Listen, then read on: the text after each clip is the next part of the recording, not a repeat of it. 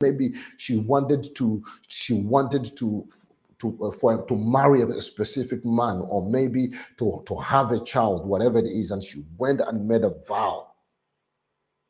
Imagine, let's consider this example. A parent in frustration shouted, "You will never amount to anything."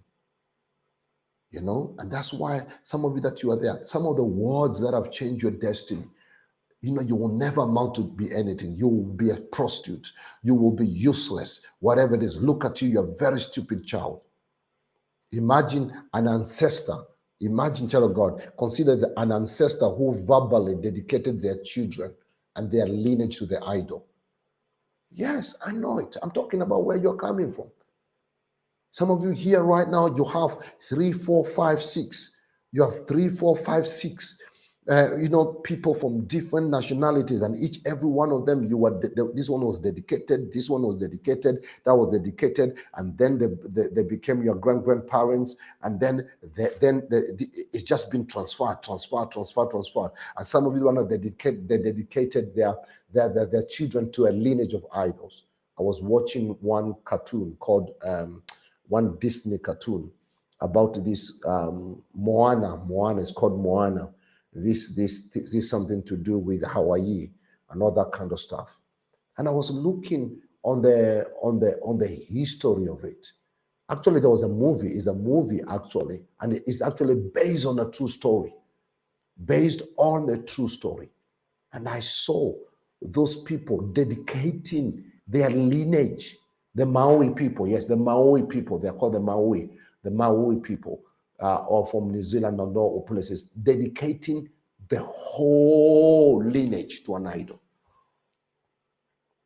Imagine a mother who repeatedly say, "No woman in this family will ever trust a man again. No woman in this family will ever trust a man again." Even you, perhaps unknowingly, you said, "Oh, I'll never love again. I am cursed. I am broke. I don't think at the end of the day, everyone always leaves me. Everybody that I meet, they leave me. Everybody, nobody wants me anymore. Maybe I'm too old to find a man. I'm too old to be able to do this." Listen to me, child of God. What you did not know. Yeah, let me tell you. What you did not know. All these are agreements. All these are agreements.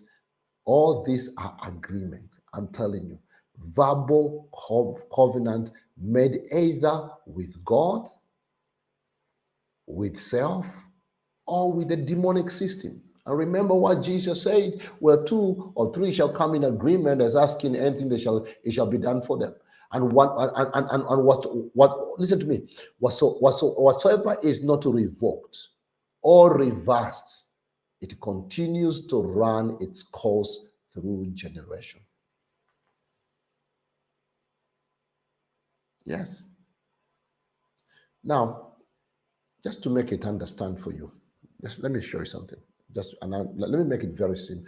Let me break this down for you. Let me just break it down for you so you can have an understanding. Let me break it into 3 categories of spiritual binding spoken agreement, okay? So you can understand this. 1, a curse released by authority figures. Now write that down.